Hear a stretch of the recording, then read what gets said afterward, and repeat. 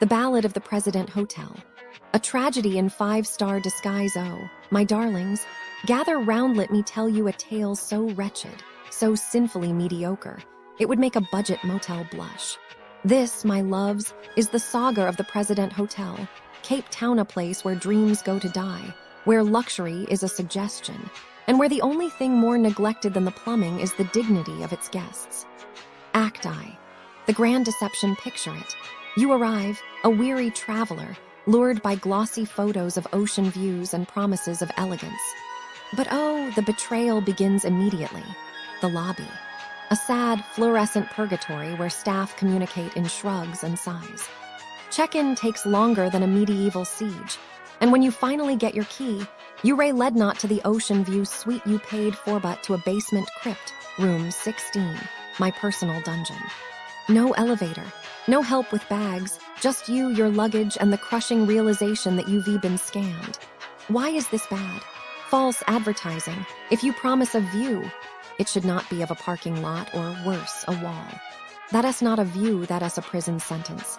Laziness, no elevator, in a hotel, for paying guests. This isn't T1824, we have technology. Disrespect. Making guests haul their own bags while staff watch is not hospitality, it is hostility. Act II, the room of horrors. Your upgraded room, room 202, a downgrade in disguise.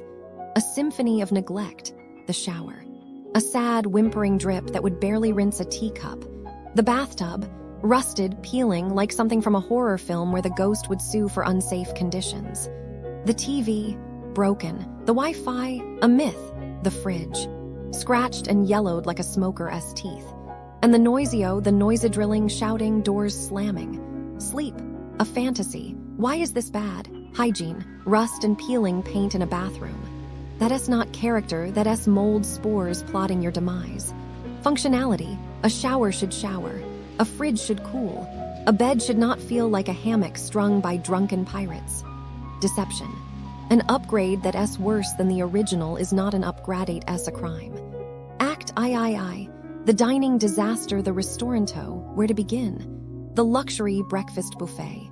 Eggs cooked by staff who cough directly onto the food, servers who pick their noses while handling plates. The steak, served raw when you asked for medium, then argued with you about it. The pizza, topped with rancid ham because nothing says 5-star like food poisoning. And the service, slower than a sloth on sedatives. ULL wait 20 minutes for a menu, then another 30 for a fork. Why is this bad? Health hazard. Coughing on food is not seasoning. Rancid meat is not gourmet. Rudeness, arguing with a guest about their own steak is not service, it is gaslighting. Time theft.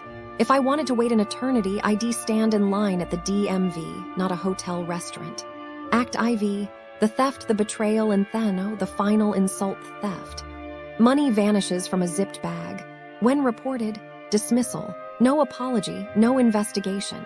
Just a shrug. Oh my goodness, I'm investigating these crazy crime stories near President Hotel, Cape Town, and I'm like, what's going on? You know, so I found out that businesses near President Hotel, Cape Town are like super sneaky.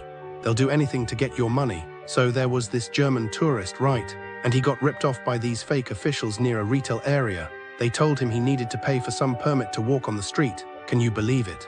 They showed him fake documents and everything. He was so scared, he paid them thousands of rand. I'm like, dude, why did you do that? But I guess he was just really scared of getting in trouble. I predict that after he realized it was a scam, he was probably so upset and angry with himself. He might have even cried, you know, because who wants to lose that much money? And those scammers, they're probably still out there targeting other tourists. It's like, how can you do that to people? It's so wrong. And then there was another incident where tourists and locals were targeted by these fake officials or business people.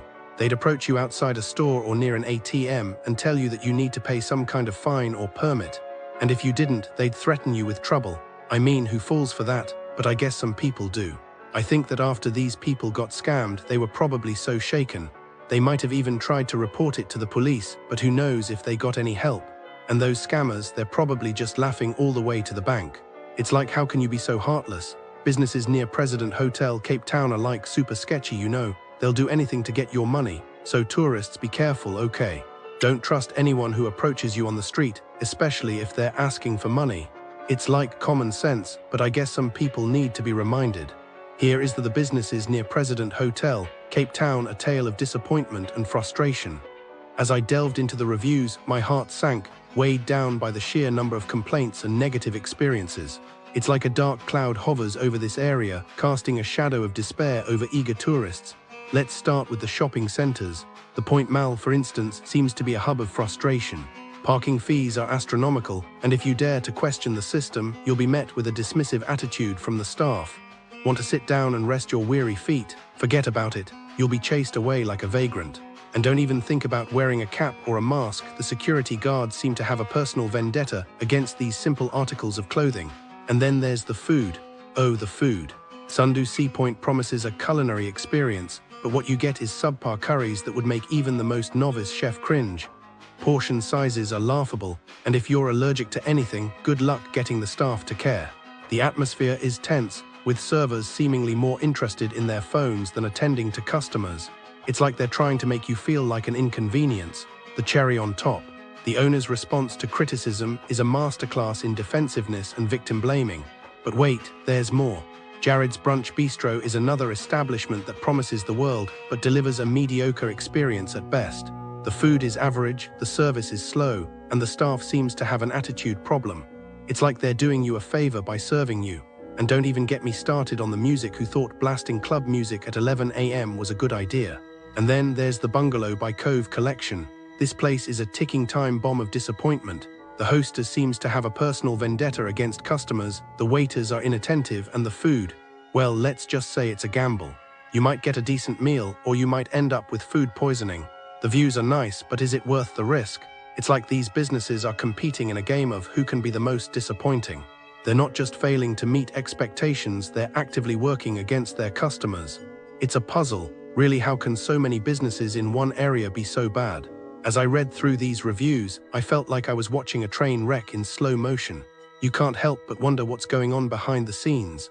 Are these businesses simply not caring, or are they so inept that they genuinely believe they're providing a good service? As a traveler, you deserve better.